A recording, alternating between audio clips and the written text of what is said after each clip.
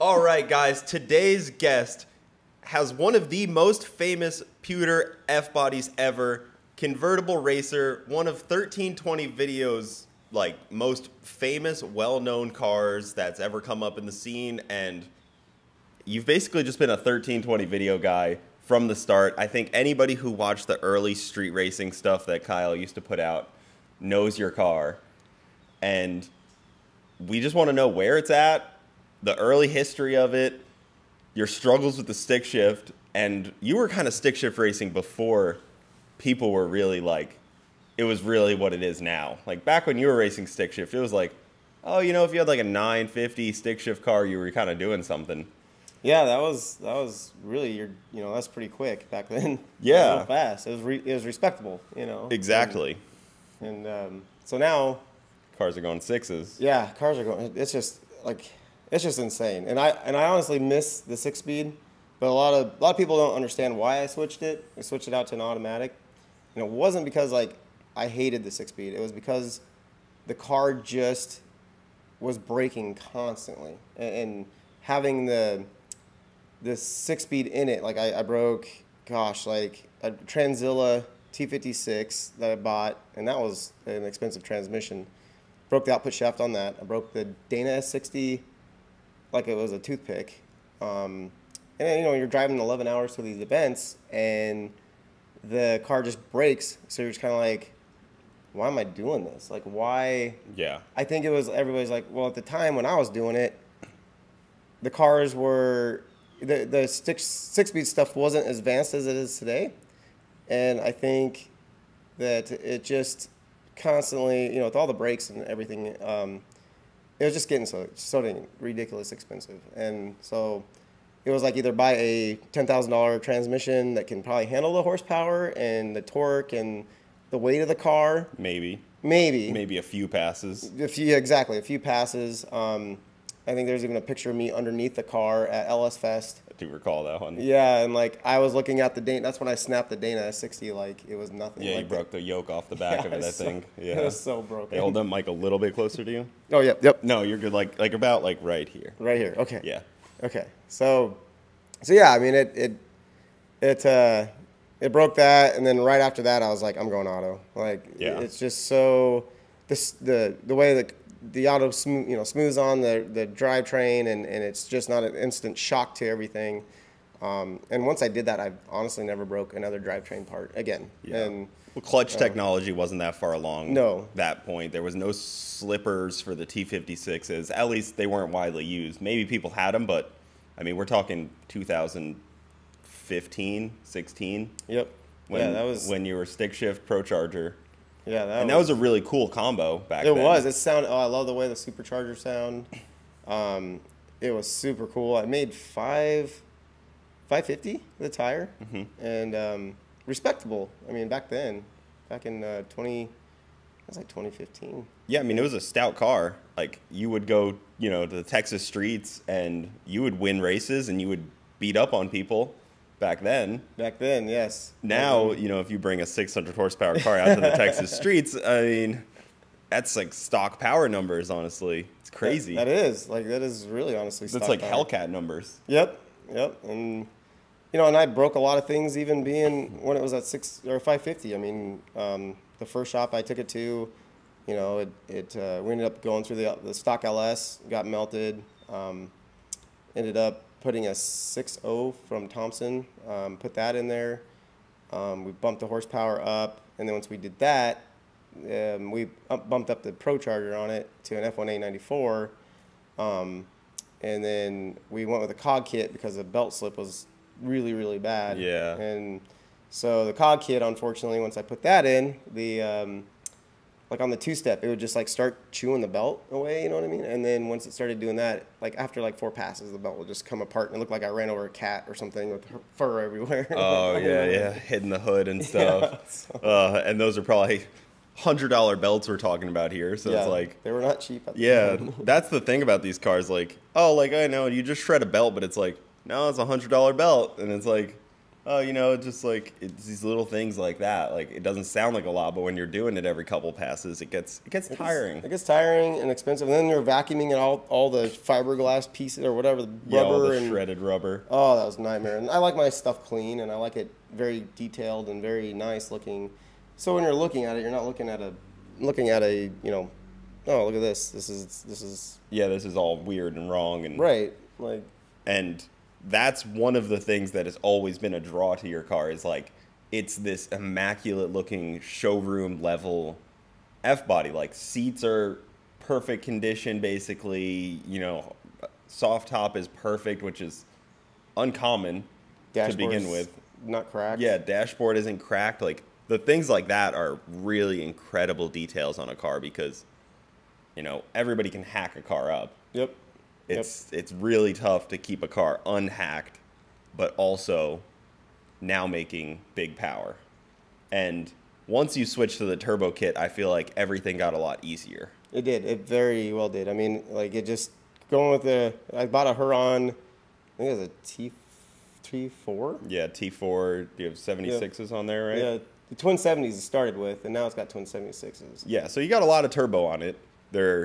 There's like precision Gen 1 journal bearing, but they're good turbos for sure. Yep. And I guess where's the car now? Because now it's in its like final form. The car is in its final form. We're actually going to be maxing out the twin 76s now. We're talking about it on the new motor, which it's from what we just dynoed the car on Wednesday. So it was this week we actually got the car. So I got the car done, at least tuning and performance. Yeah. And we put it on the dyno, and it was actually making really good numbers. But since the car's been sitting for so long, the valves definitely need to be replaced. Like it's starting to float the valves on high boost and high RPM. So that's the next step is just replace those and the valves, and then start over again. Yeah. And start dynoing it and putting the numbers down. So you brought it back to Florida. It had a hurt engine that we found out. Yep, we found that out. We found out the engine was hurt. There was a couple fuel system issues that needed to be resolved. Yes. So you brought it to Psy. They completely rewired, fabricated. They basically started from scratch, which on your car, you had how many hands in it at that point? You had like tons. 20 hands. Yep. 20 shops had it at that point. So it needed somebody that was going to take it down to zero, basically. And start ground up again. Because, not only the hands, but, there was just stock wires, and, there's just wires everywhere. Because stuff would just get cut, put off to the side, and then it was kind of forgotten about. And that was one of the things when, you came over, you're just like, man, you got a lot of stock wiring here, and that kind of kicked the way off to, like, well, let's get it into the shop, to have, hopefully we can find someone to look at it. And that's when I found Psy, at least tuning and performance, and Matt at Sparks and Shorts completely ground up wire the whole car, and it is fantastic. Like I couldn't ask for a better job. And I am so picky. That's what I look for when I'm on race cars. Like I look at the wiring jobs, I look at the cleanliness, and I just love seeing that stuff. And when I see that, and I see it in my car, and I'm just like, man, the stock wiring's just everywhere. And I'm just like, it was very, after a while, I just kind of like, I just didn't like looking at it. So now, just wait till you guys see it. I started to do the YouTube a little bit about it, just to kind of show like the beginning of the car and where it's been, where it's at now. So yeah, just because you want to showcase it now, right? Because it's a very difficult task to integrate stock factory stuff with aftermarket ECUs and have it all work. Like there's two ways you could go about it. Most people just gut all the factory stuff, put the aftermarket stuff in there, and rewire the car. It's really difficult to make everything work happily together, what Matt and Psy have been doing. And they nailed it. It is everything. It's still, you can still see a lot of the factory wires coming in. And then the Holly, he has, on the Holly Dominator, he has used every port for everything Yep. on that Holly. Like everything the Holly has, like he used it, which is unbelievable. Like it's unheard of, you know? Yeah, so he'll get all the data points, and you know the car had stuff on there you weren't even using anymore. It had nitrous still like plumbed in, Yep. so it was just like clutter and weight and added headache. And your car's already pretty heavy, so Oh yeah, that thing's so heavy. he's got record for one of the heaviest F bodies. Around. Well, the Dana 60 and then the twin turbo setup and then Iron block, the TH400 that's in there. convertible. Convertible. Yeah. Then I have 2 sets of subframe connectors Yep. that are on it. So I mean, just to keep the car from twisting itself in half, you know. Yeah, your car's nearly 1,000 pounds heavier than mine, or like 800 pounds heavier than mine. That's so crazy. Just because I don't care about any of the stuff that you have, though. Right, Like right. you have all that nice stuff, like even like, you know, factory interior and stuff, Yep. and I was just like, see ya. Gone. But I didn't have nice factory interior So you're to just like, begin oh, with. Right. So I had the luxury of not wanting it. Yeah, no, I was like, when I saw that, my goal was with the car was always been I wanted a street car, I wanted a fast street car, and I wanted to keep, you know, the factory interior, the factory radio, the factory steering wheel, this in you know, like the dashboard, everything. I just wanted to keep that all together. So pretty much the thing that was molested on the car was the drivetrain, and adding the turbos and you know, Sketchy still has the stock A arms in it. The front suspension is all stock. The only thing that I put on the car was a BMR. The turbo K member, probably. Yeah, the K member, but everything else is stock that bolts to it. I mean, people look under the car and they're just like, dude, this thing's like stock still. And I'm like, yeah, I mean, it's not cut up. Like the car's not cut up. You know, it's not tubed or anything like that. So. Well, you didn't want to do that on purpose because you've had the car for so long. Yes. It's such a sentimental car. We love that car. Like it's a family member to us. You know what I mean? Yeah, it's like your other child. It is. It's like we bought that car in 2005. Me and Sarah did, and we're just like, well, can we afford this? You know, she's like, well, I'm going to be getting my new job and type thing, and I was still working pretty heavily. I was doing, I think, insulation work or whatever, construction, and we just went and just winged it and bought the car. Wasn't even expecting to buy that car. I wanted a T-top jet black WS6 car. When I saw it on the commercial, I was like, oh, I want that car so bad. And then I found Sketchy, and I was like, man, that pewter metallic, low mileage car. I think that time, that was in 2005. I paid $24,000 for that car. Wow. Yeah, like because it was like 3 years old, I think, and it's set. I still have the window sticker for yeah, it? window sticker and the magazine I saw it in. Like Oh, that's pretty cool. Because when you got it, how many miles did it even have on it? It had like 15,000. Oh, wow. So it's a crispy, very crispy car. Yep. For reference, my car has 300,000 when I got it. Oh my God. That's crazy. So, and like Gonzo, the James's pewter car that he drives, he bought that new off the showroom floor. Wow. So, Jeez. it's funny because people are like, oh, like, why isn't your car that nice? That's the reason. 300,000 miles. It's $1,000 car. Yeah, that's you've done a lot with that car too, man. You should be proud of that.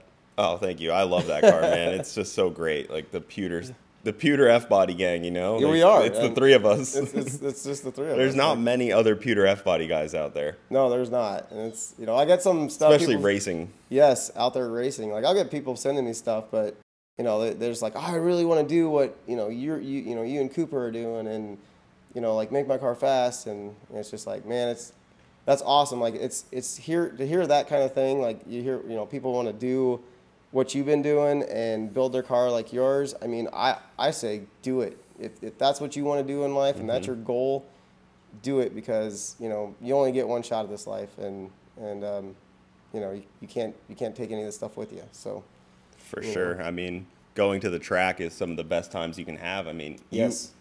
I feel like mostly everybody is from racing. Yeah. And me, I know for myself it's 100%. Everybody I know and hang out with is from racing. Yep, me too. Like I think there's only a few friends that I have. I started making friends kind of once I kind of started getting out of the racing thing after the whole car, kind of been down for so long. I kind of went under. Yeah. You know, kind of just went under and did my own thing. I kind of got into jet skiing and boating quite a bit. You know, and just kind of chilled from that. But I made a lot of friends doing, you know, just out of the racing scene. But honestly, like, I love being at the track.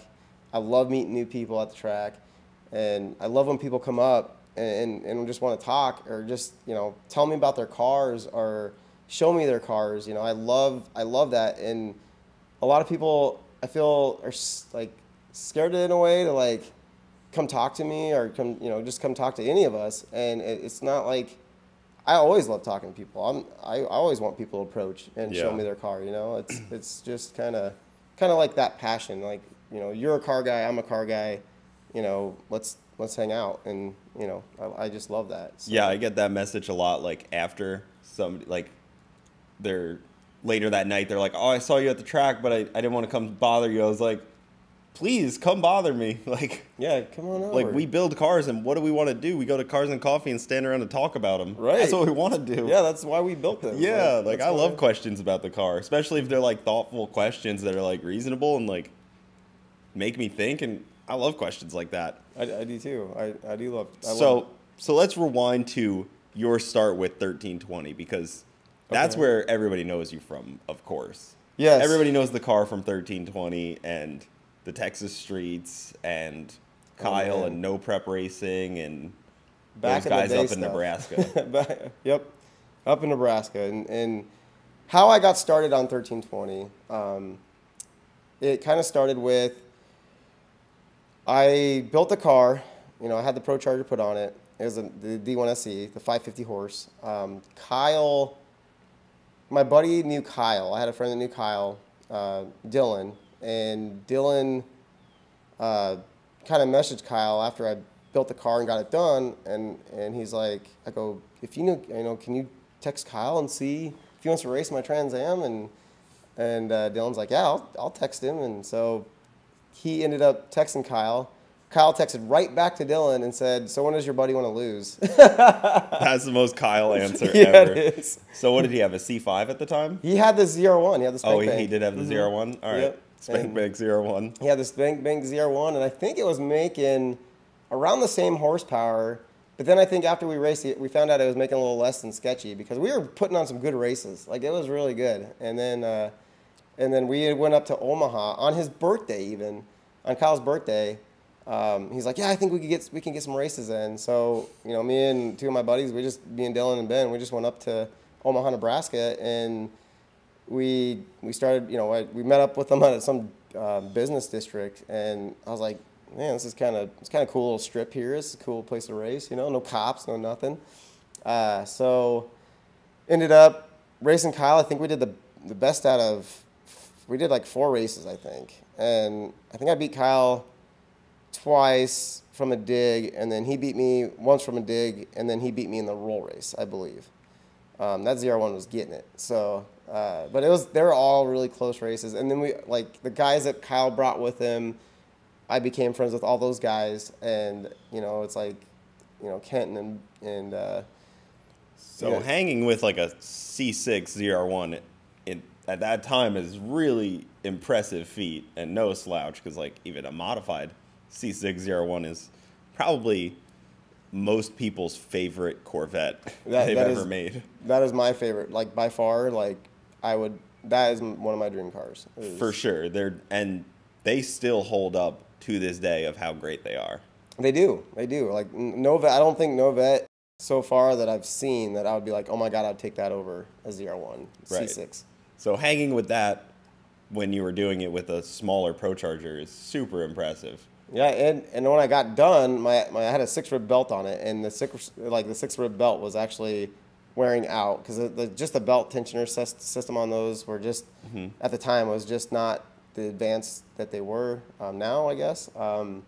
So that's kind of another reason why I went with the cog kit, and it was kind of after that video. I mean, Kyle had to really get going because he was having birthday dinner with his family, so he's like, dude, I'm gonna be late. I gotta go. And I'm like, no, man, it's nice meeting you guys. And it was kind of like, you gotta come down sometime, and we'll hang out and do car stuff. I'm like, all right. And then I think He called me, or I called him to hang out. And I remember going to his house in Omaha before he bought his other one. And like I just remember like going to his house and just like that's when Kyle was running the 1320 out of a trailer, like a little trailer, and they were folding all of the clothes at his house. And you know, it was Casey folding everything. And I remember I'm like, man, this is really cool. You know, like seeing how seeing how they did it and everything. So now to where even Kyle's at nowadays, I mean, with 1320 and how big it's gone and whatnot. When his big focus was the DVDs. Yes, yep, the DVDs. Yeah, and that was definitely a cool time period of racing and everything like that. And he even named the car, didn't he? Sketchy Vert, yeah, he did. Actually, that's right, Cooper. He did name the car. We went to Mustang F-body meet. They had one in Kansas, and we'd go down there for that. I got invited down for that, and we went down, and I mean, we did roll racing. We went to a dig spot, and the cops even showed up at that dig spot, and they pulled up. They had their lights on, and they knew like 1320, and they were the coolest cops because they just said, "Hey, we got a call on you guys. Mm-hmm. If we have to come back here again, just we'll turn our lights on and just start breaking this up." And you know, so we were like, "Okay, no problem," and they let us go, and they let us race. We raced all the way to like 5 in the morning that day, and then on the way home is when I got the phone call from Kyle.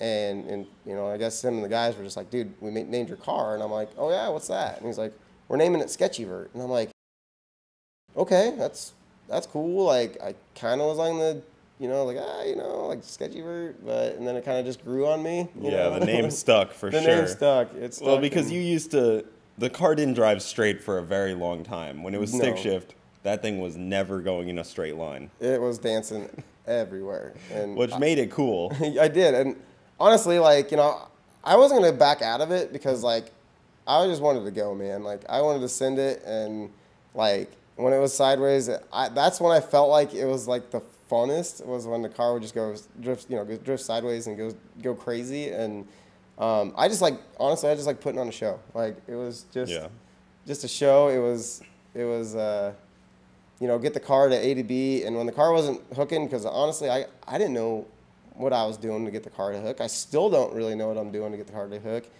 But I'm hoping that now we can kind of start focusing on that. You know what I mean? Yeah, well, to you know, push back on that, you were in an area where it was no prep, it was somewhat prep, it was like, you know, up in Nebraska where they race on like the no prep, the track surfaces aren't like radial prepped.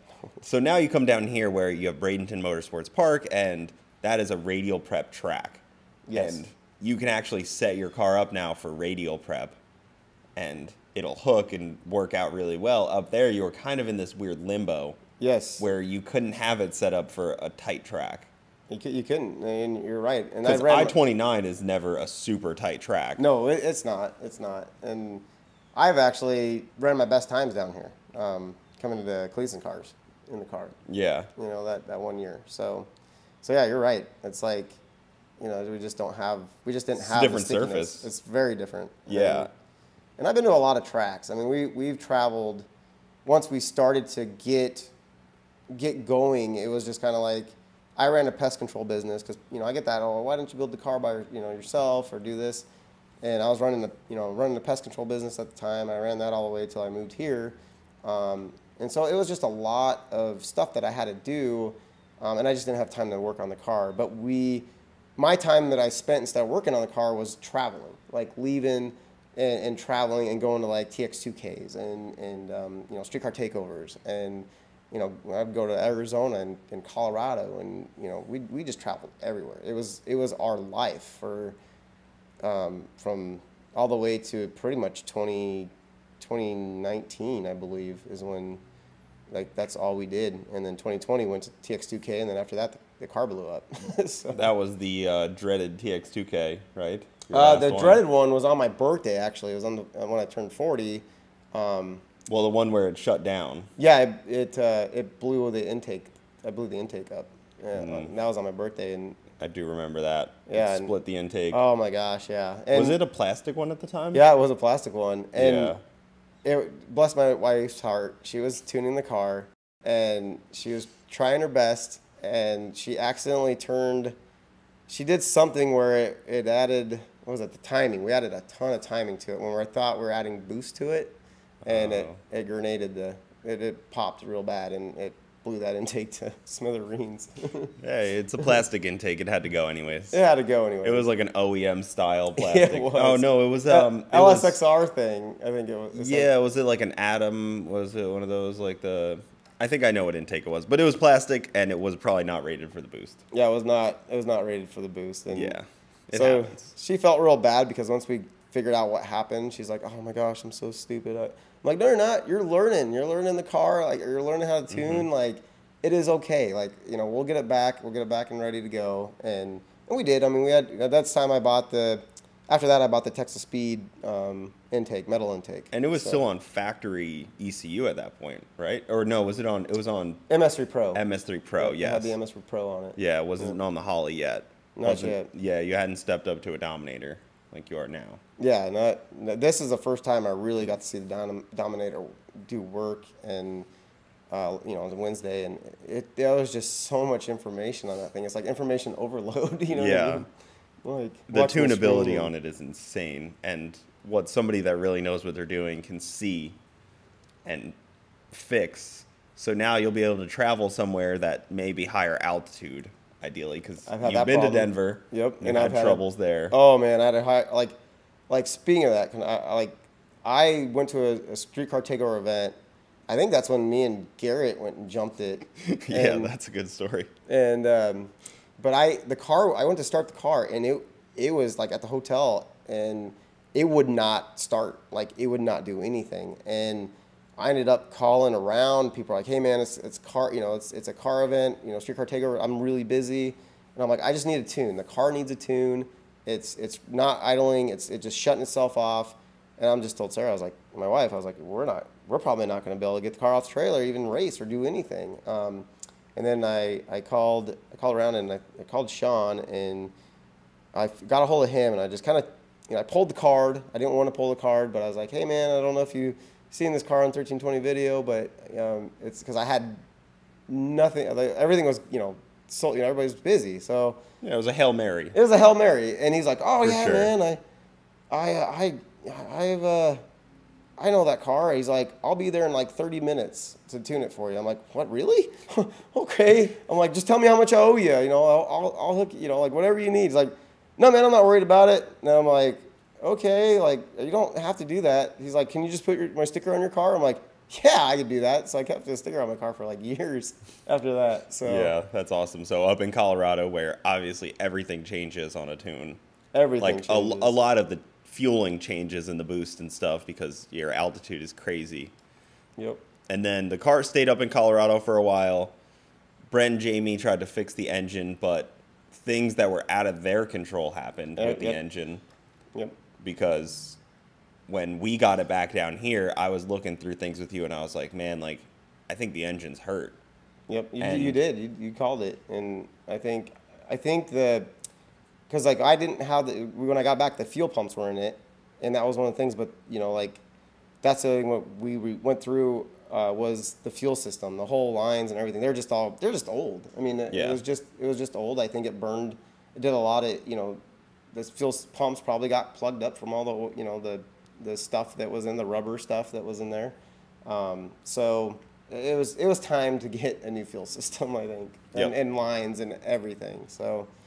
And that's just, I think, you know, and then like you said, it was hurt when we got it, and you know that was a very, you know, heartbreaking to see, you know, to have that, you know, to find out that was, because it was just kind of opening up a box of worms after that, you know, and seeing what's going on, and you know, we're still finding issues now. I mean, like just with the engine, you know, like the valve springs right now. You know what I mean? And that's nothing nobody did. It's just stuff wears out, parts wear out. You know, it's just part of race car. Well, like some of the engine when it came back was a little mismatched, and when you bring a car to a new shop, that hasn't worked on it before, a good shop will be like, well, I want to redo it to the way I like it. Yep. Because I'm putting my sticker on it. Yep. And it's leaving my shop.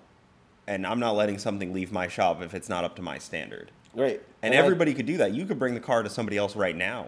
And they may say the same thing, like, oh, I want to change this stuff because it's not my standard. And that's kind of how it started, you know, because like I knew I needed to find a good shop down here when I'm out racing, and you know, like me and you are gonna race together. I know that, but like if there's stuff that we can't figure out, I just kind of wanted to have a good, you know, like a good team behind us, you know, a good someone that can help troubleshoot problems, you know. So it was kind of like when I started looking, you know, I found these guys, and then when they got the car, it was kind of like they wanted to start from the ground up because, like you just said, you know what I mean? Like, it's just like how they want it done. Yeah. So,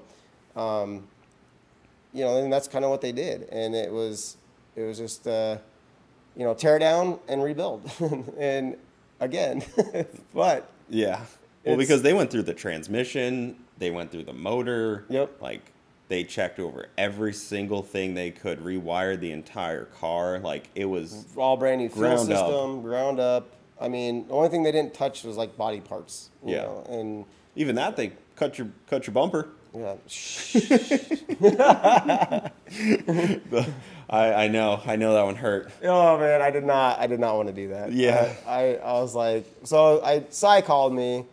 He's like, what are we gonna do with this your exhaust system? He goes, it's pretty heavy, and All the way out the back. It's all the way out the back, and he goes, it's just, you know, something, you know, we should probably do bumper exits. And I'm like, well, Cy, I don't know, man. Like, I kind of just want to do the cat back. And he goes, oh, well, I thought we were building a race car. Never mind. And I'm like, oh, man, you got me. All right, do it. Let's do it. Yep. Let's do it. Cut the bumpers. I mean, it's really very minuscule, though. Yes, it's not out over the top. It doesn't, you know, it just kind of hides right by the reflector on the side. So. And some fireballs coming out the bumper look pretty cool. Yeah, that is true. It did look pretty cool on the dyno. Like, I'm not gonna lie, it sounds a lot different than I thought, because I've heard bumper exit cars and you know, like they sound really good. And then I hear mine and I'm like, it sounds good, but it's really loud. It's a lot louder than I thought. You know, it's a lot louder than. Yeah. At least it's low. I don't know what it's going to be like when you're driving it. Like, they're low down. Mm-hmm. So maybe you get away with it. Like, I don't like hood exit for a car that you're going to drive, because I think that it all goes right into your face, basically. Yeah, and then like up on your windshield, and you have the exhaust fumes on your windshield. Yeah, and stuff like that. Kind of. But it looks so good. Like, I love some of the cars that have the hood exits. They look great, but for like a street car, like, you plan to put miles on your car. Oh yeah, I'm gonna drive this thing like heck. I don't live very far. You probably would have drove it here. I would have drove it here if I had the car today. I would have drove it here, and I would have parked it in the shop. Right in your garage here. And that's the difference. Like, mine is a street car, but yours is a street-driven car. Street-driven. And that's what I really want. I mean, I've had people go, dude, that car could be so much faster if you took the interior out. I mean, the car went 870s back to back to back, and we just kept getting faster on the 3 times, but it was always, you know, it was like 880 and then 870s and then an 875 or 878 and then an 870s flat. And then it was like, and it was just me and my wife. We just were tuning the car. We didn't know what the hell we were doing. What track was that? Was that here? That was Bradenton. That was Bradenton. Yeah, that was Bradenton at Cleveland Cars in 2019. And it's like, we just didn't know. I mean, you just kept tweaking on it. Yeah, we just kept tweaking on it, and the car kept getting faster. And, you know, and it just was like, I can't believe this car's, you know, at the time, 3 years ago, was that 3 years ago now? Mm-hmm. 870s on a full-weighted convertible, it's pretty quick. Yeah. It was pretty fast. My next goal now, with the new setup, new fuel system, you know, all the wiring done, everything done now, I'm gonna try to push for the 7s. Probably not going to be as fast as his car, but I've only been 775. I don't see that as not being attainable for you at all. Yeah, I don't know, man. I really don't. Like, you took off a good amount of weight. Took off some exhaust. Yep. The exhaust, the wiring was probably a ton. Yeah, all the stock. Oh man, all the stock wiring. The fuel system was probably lighter. Like, you took off some good amount of weight, and I think you'll be surprised. But I also think you might want to hit your 7, but dial it to an 850 car. Yes, I agree with you on that one. Hit the goal, dial it down, and then just race it and do the 850s. Because there's a lot of classes where 850 is like a really good spot, and if you could get your car to leave basically on whatever surface, an 850 will get you by for a lot of racing. Yep, I agree with that. Like, you could go start chasing, you know, the cars that I chase, but it's a crazy rabbit hole to go down. So you're saying he's saying 7s is expensive to be in. It's expensive, but I just don't want your car to be in a spot where you and Sarah are out by yourself and the car spins and then you're like, oh man, like that sucks. Yeah, it just blows the tires off. Yeah, like, it's unlikely. I mean, like that chassis should get down. Right. I mean, especially it's got at the that weight. Same. Your cars. I mean, our cars are pretty much the same chassis. I mean, it's besides mine having more tubular stuff underneath it because of the convertible part. Yeah, it's heavier. It's heavier. But otherwise, we have very similar layouts. I mean, a little bit. The rear end stuff, like I have like a pretty beefy anti-roll bar and stuff, and that's true. I think gearing might be a little different. You have the Turbo 400, but like we could definitely get your car to go down the track. So on your gears, what are yours? What are you running on yours? I have a 355 in the back. Same thing as I got. Okay. Yeah, but you probably have a more aggressive first gear because you have a Turbo 400. Yep, that's true. So your first gear trans and your leave ratio is a little higher than mine. That's good to know that you had that. You have that because like I always thought Sketchy was kind of going to be topping out on the big end, top end. So I just didn't know, I guess I never really pushed it super hard. So no, I mean you should be able to go like 180, like 185 miles an hour with that. That'd hit the 7s, right? Yeah, I mean I only go 170s, and I go 7s. That's just crazy. 7 seconds. I mean in a car is just, and then 6 seconds in a stick car nowadays. It's just a street. Like I don't know. Are most of those cars street now or? Not really anymore. They're all pretty dry block, no radiator. Kind of stuff.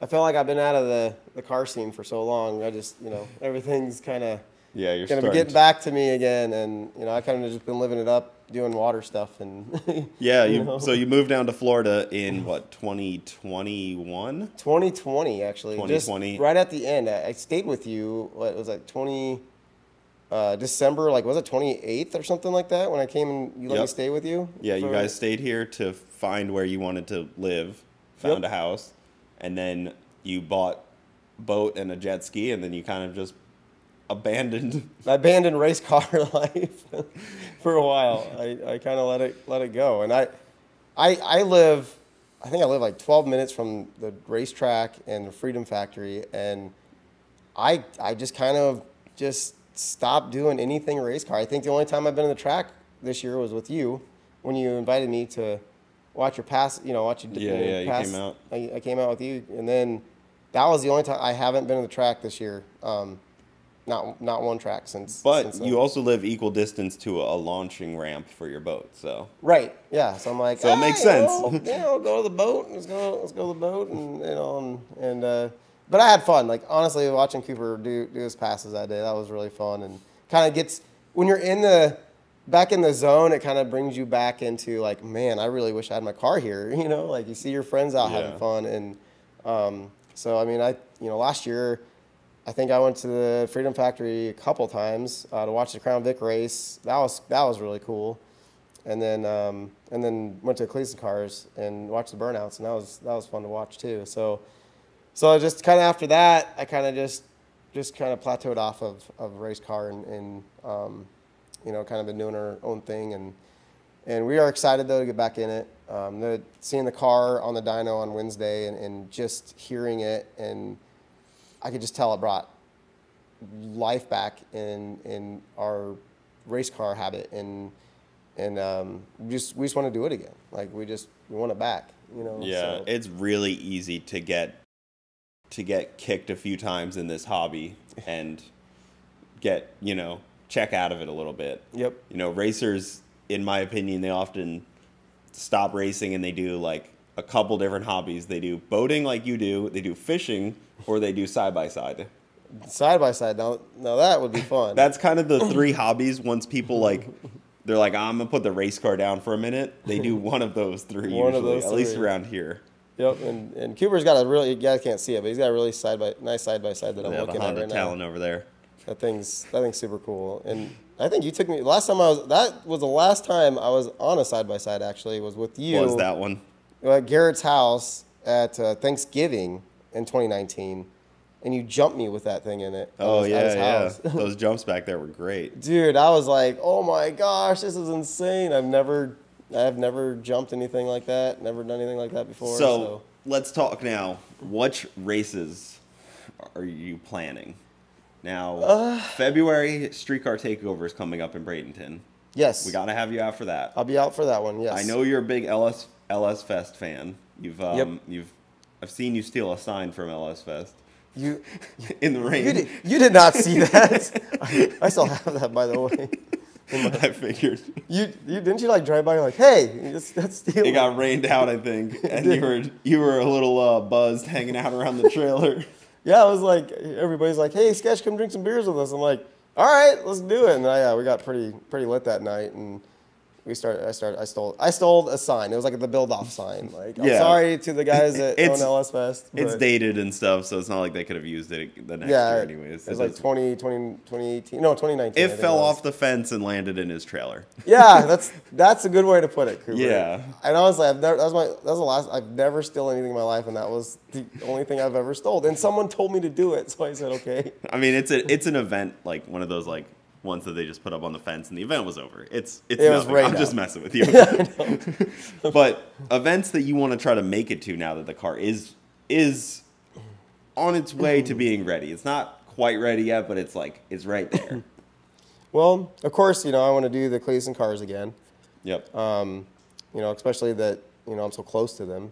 LS Fest, streetcar takeovers, anything that even far away we'll probably travel stuff just to, we love the traveling. So, I mean, a lot of people hate driving, they hate trailering. Like, we thrived on that. That was just like our family fun. Like, we'd bring our daughter and we would just go, and it was just kind of one of those things where it was just a fun family thing that we did. And my daughter gets into it and she loves it. And now that she's even older than when the car was even running last, like, I kind of wanted her to start making passes in the car. Yeah, it's like camping with a race car. Yeah, camping with a race car. We'd camp out of the car trailer. I mean, it was just so, we did stuff so simple. And now that we still do stuff so simple and we can make it affordable to travel, just paying for gas, like, that's kind of what my YouTube videos did. They paid for just the gas for me to go to the events, and so it's that was kind of the nice part of it. And so, depending, like, I really want to do a lot of the streetcar takeovers, and I'm going to do streetcar or ice cream cruise next year. That's another event I want you to go on too with me. Yes, ice cream cruise. Awesome charitable event that Kyle does. Yes, Kyle does a very good. Everybody there is just super helpful, awesome. It's a very, very well put together car event, and there's a lot of cars. What is it? It's September usually? Yep. Yeah, September in Omaha or Nebraska. Very cool event. I think he usually has it in August, but then he's having it in September next year because it was so hot last year. I guess people are dropping like flies and yeah, you'll have that. It was a miserable time, so I think he's gonna push it back a little bit, so good for nicer weather. So will she hit the streets again, like at Texas? Funny you say that. I know you guys I got some stories. Streets. Yeah, cruise the streets. So yes, I'll get it back out on the street. If we do Texas, the car's ready and good, ready to go. It'll be in Texas next year, and I plan on doing if I could do the track stuff, that'd be cool. But normally when I go to Texas, I do the street stuff. Trying to find races and things like that, and that's kind of the hard part is getting the races together. So when that happens, you got a phone call, just a phone call away to who puts a lot of these events on, like Kyle, and it's like, no, he doesn't put it on, but he just knows, and then it's like, hey Kyle, what's going on tonight, and then he kind of lets you know where to go, and then it's like, okay. So you know, I've had that happen in 2019 where he did that, and he told me where to go, and it was like, and by the way, if you guys go to TX2k, never hit it or race by the host hotels. Like, I learned my lesson way before, and you think I'd learn my lesson again, but I did that in 2019, or 2020, I take that back, not 2019, 2020 when I was there. And I hit it by the host hotel, racing my buddy's ZR1 Corvette, because he dropped the gear, and it was like, I'm going to drop the gear, and it's going to be on, you know, it's on, like, I'll race you. And so I raced him, and in the middle of the pole, I forgot to let my hair out of my tires. So I'm trying to put over 1,000 horse to the tire on Sketchy without the tires low, without any type of, you know, setting the car up. And Justin's just, you know, his car made like 800 horse, 850, and he's just leaving me. And I am like doing everything at, you know, a 60-mile-an-hour roll to keep that car from like getting traction. And I'm drifting the car, like, you know, over 100 miles an hour. The car's like kicking sideways on me. And the whole time we were doing this, there was a cop behind us. And I was like, you know, like, I didn't know this. Well, so by the time I was coming around, you know, because it's kind of around turn, and I was getting to get back on it and try to go slingshot Justin. Well, by the time I even thought about that, the cop lit me up, pulls me over. Justin goes ahead, and Justin goes away, and I pull over on the shoulder, and the cop yells out the window, you know, at the PA. He's like, turn the car, or he goes, pull off the highway. And I'm like, so I pull off the highway, and I had my friend Dalton and my wife were in the back. She was in the back of the car, and you know, as the whole time we're kind of slowing down, and I pull off, and he's just freaking out because dude, he's like holding on, you know, he's like, dude, we're all like 140 mile an hour sideways. That was the craziest thing. I'm like, shut up, dude, shut up. You know, like, I'm like, I don't want the cop to hear that. Like, you know what I mean? We're going 60. Yeah, we're doing 60, you know? So I'm like, sitting there pulled over, you know, and you know, I'm telling him to shut up, you know, be quiet. The cop's yelling at me on the PA to turn the car off, throw the keys out the window. And I'm like, oh my God, I'm going to jail. Like, I am going to jail tonight. And I knew they don't have, you know, like, you get caught racing, you're going to jail at TX2k. Yeah. Like, it is, and they're taking your car. So I was just like, if I go to jail tonight, I've never been to jail in my life. If I go to jail tonight, it'll be a first time, but I just hope they don't take the car. Like, I hope they don't take Sketchy. If they just let you take the car back, then, you know, we're good. And I was like, I'll just, you know, pay the fines. That thing loaded onto a flatbed would be. Oh my gosh, I'd be so bad. I'd be like, no. The anxiety would be real. It would be. And I was like, so the cop comes up to me after he just yells at me on the intercom. He comes up to me. He's like, got your driver's license and registration? I said, yes, sir. And he goes, do you know who on that red Corvette you were racing? I said, no, sir.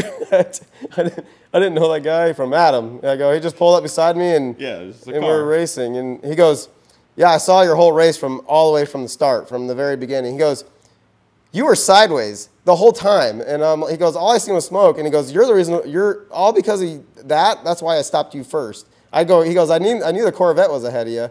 And he goes, I didn't go after him. I just saw your crazy driving. And I'm like, oh, damn it. You know what I mean? Yeah, like, because you lost, basically. Yeah, I lost. And then he saw the crazy driving, and I was just like, oh, man, he saw all that from the beginning. Like, and he saw my mile an hour, and oh, my gosh, I'm going to jail. So he asked my wife for her ID and my buddy for his ID. He's walking back to the car, and Dalton's first time at TX2k. And he was still like, oh, my God, that was the coolest. And I'm like, in there shaking. Yeah, he's shaking. I'm like, shut up, dude, shut up. Like, stop saying stuff, you know? And we waited for like 30 minutes, 40 minutes go by. And I'm like, oh, he's calling a paddy wagon for them. Mm-hmm. He's calling a tow truck. And, you know, I'm just like, oh, man, I'm going to jail for sure. Well, he walks back up to the car, hands those guys their IDs back, hands me my ID and my pink registration back. And he goes, you have a very lucky night tonight. He goes, because it's your birthday, because it was my birthday. He goes, I'm going to let you go with a warning. He goes, I strongly suggest you take this thing back tonight and just drink at your hotel.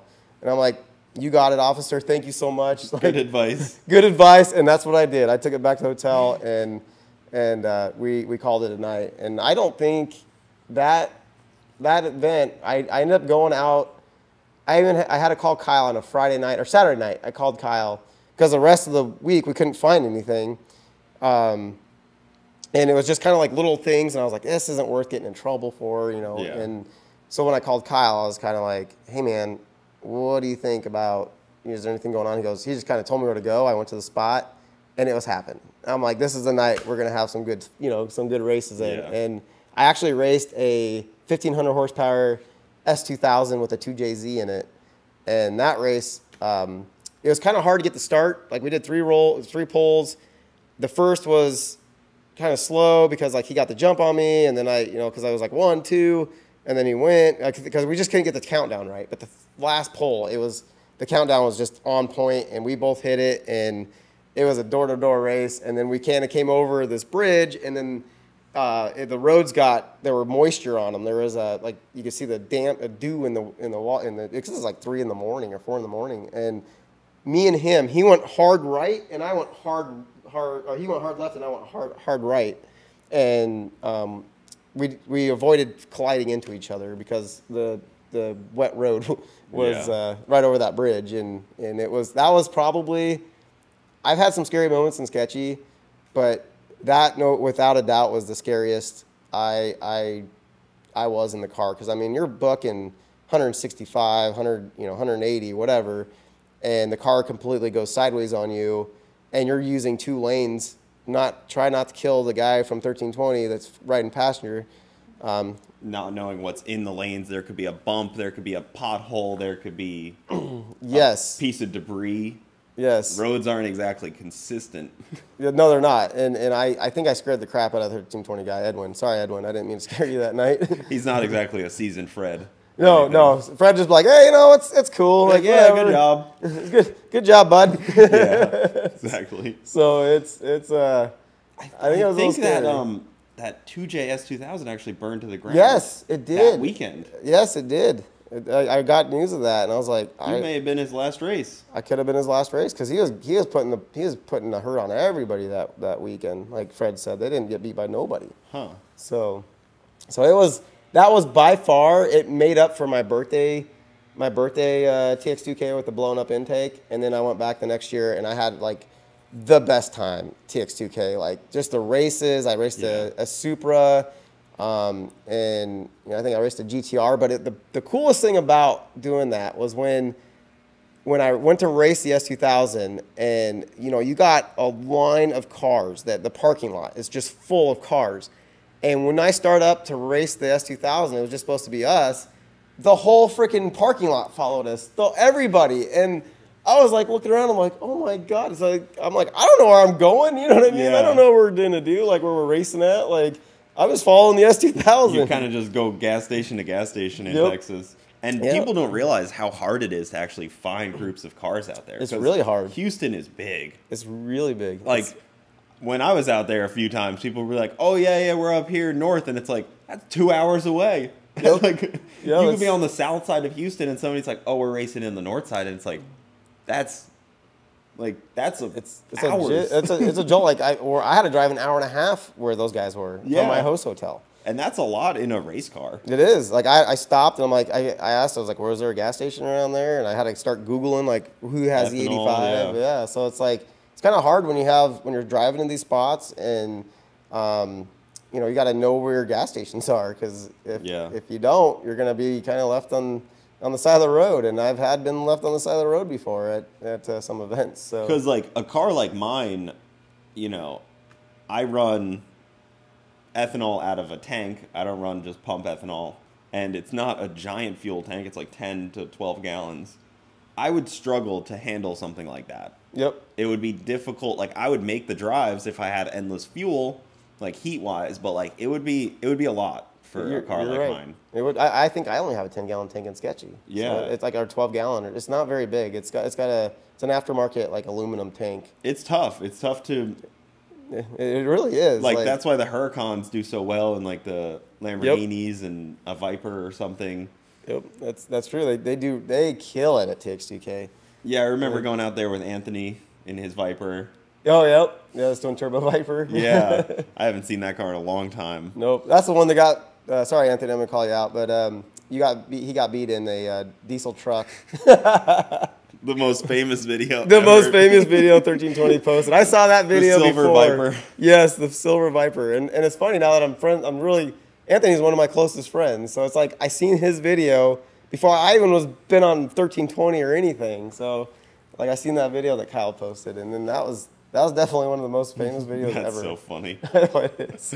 He's just getting gapped. Yeah, man, TX2k is great, especially then. Now it's obviously a lot more different. It's a lot different. A lot more cops. 5, 6, 7 years ago was way different. Before I was even going, when I was watching the videos, it was different. Yep, it's a lot different now. And you know, that's the thing. Like, if I ever go to jail, I think that's where I'd go to jail at, is TX2k. In Texas? Yep, in Texas. Yeah, that's not a bad spot to go. You at least maybe sitting with another racer. Right. Like, well, speaking of that, like my friend Cody went to jail because I was racing Cody in, I think, 2018. I was racing his Supra. We didn't know the cop was behind us. We get pulled over. Well, the cop lights us up, goes around me, and pulls over Cody in his Supra, and then they're trying to get me to pull over too. Well, my wife was like, "What are you doing? Don't pull over. Just go around the cop and get out of here." So I was like, so I just left. You know, I went around the cop, got out of there, and then we went behind some restaurant, and I put the top up, and I think I pulled the parachute off, and then I just tried to make it just just blend in with normal cars, you know, and then I put Sarah behind the seat. I'm like, you drive back. No one's going to believe us that you were just racing a car, you know what I mean? So she drove back, and we put it in the trailer and called it a night. Like, and Cody went to jail, and he said he woke up. He goes, yeah, I went to sleep, you know, and he goes, because it was an early time, and he goes, I went to sleep, I passed out in jail, and he goes, I woke up a couple hours later, and he goes, everybody was like, there's a bunch more people in the jail, and everybody's wearing like 1320 Mexico Racing t-shirts and like all sorts of stuff. Like, so I thought it was pretty funny hearing that, you know what I mean? Like, I've seen some people the next day at the track, they were like, oh, just got out of jail, and then they're signed up to drag race. Can you roll imagine race that? The next day. You're like, man, I could be testing my car right now, but I can't because I'm in jail. I got to qualify right now. Oh, man, that would suck. That would be really bad. Because you've roll raced at TX2k also. I have, yes. I did. I raced some Vipers at TX2k. I actually beat a twin turbo Viper, which I was really impressed with. And I did some roll racing down there, and you know, coming from like going to an event like that, and coming from Lincoln, Nebraska, where you know we don't have that. We have like cash days. We have you know like a lot of small tire stuff, and so to come down, you know, and me just you know like I'm not a YouTuber. I'm not a big YouTuber.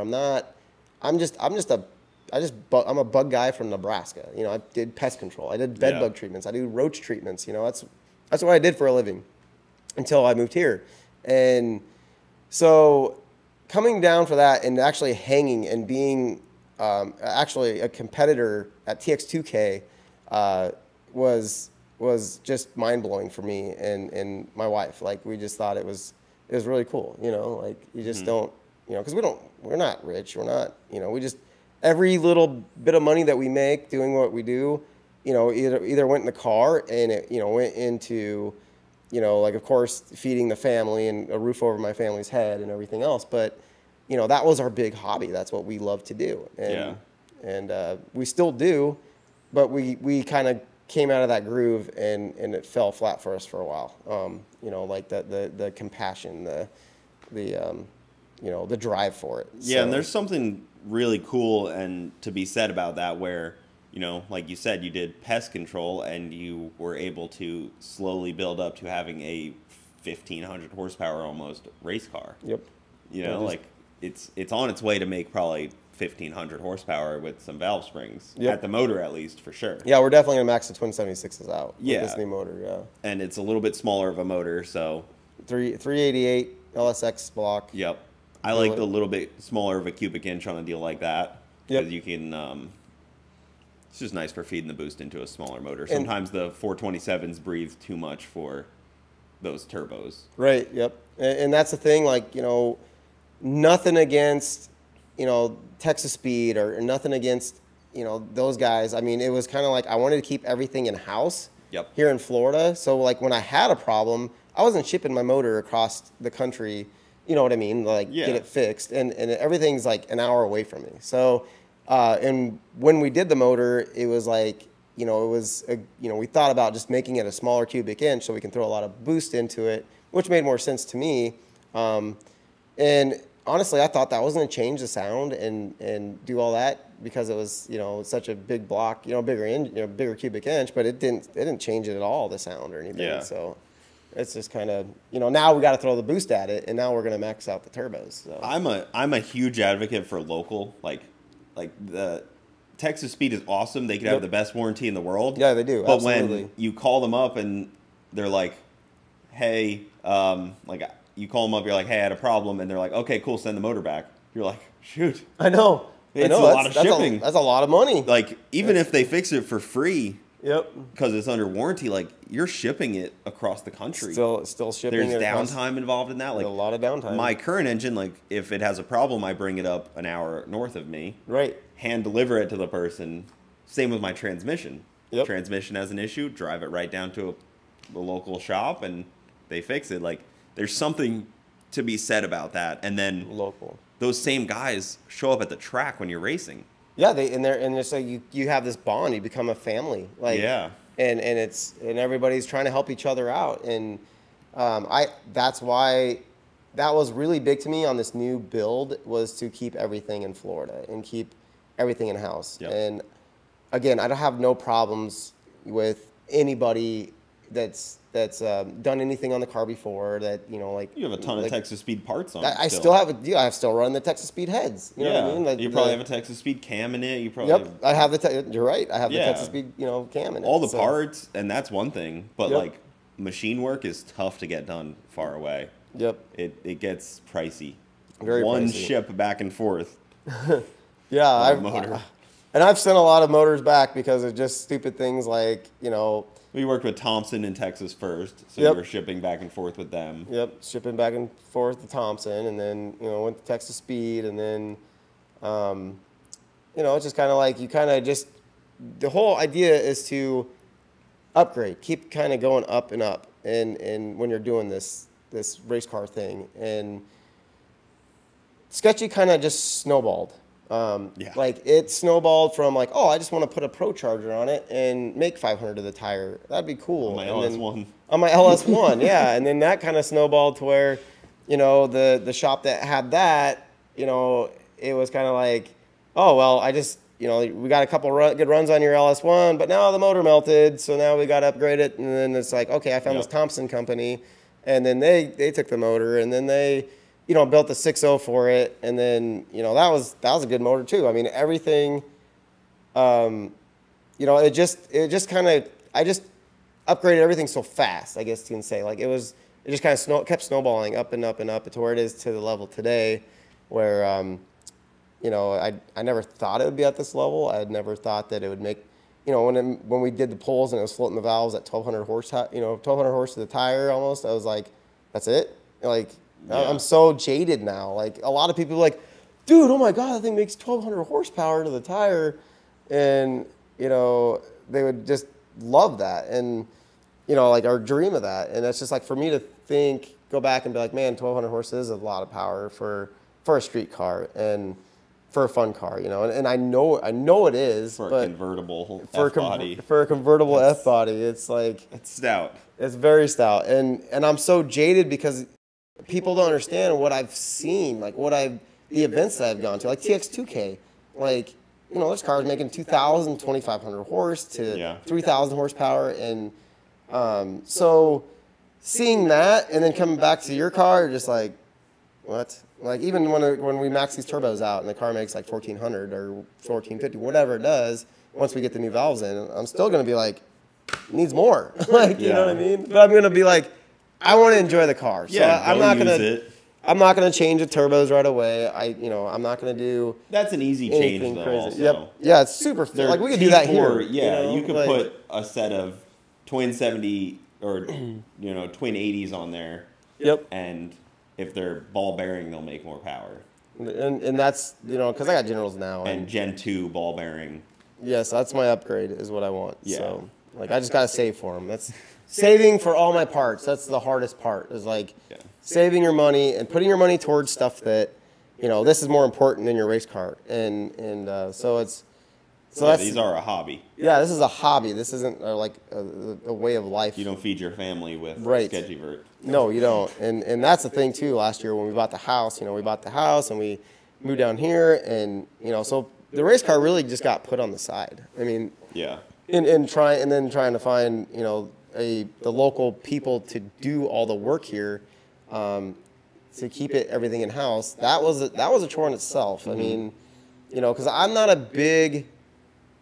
a guy that like sits there and like, you know, I don't like using my friends. I don't like, you know, like I'm friends with people because like I like that person genuinely. Like I feel bad for asking them for things, so I don't ask people for things, and that's my problem, I think. We should probably touch on, obviously, why it's not a PFI, and the easy answer is they're 30 hours away.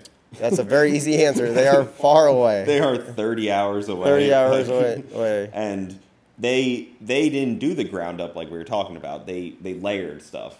And that's obvious because they couldn't or didn't, but that wasn't the build they were doing. They were just installing the Holly and putting a Holly on. They weren't rebuilding the whole car. And they found out that when they found a big issue for me, and which was, you know, it was awesome that they found it. Thank you, Brent. But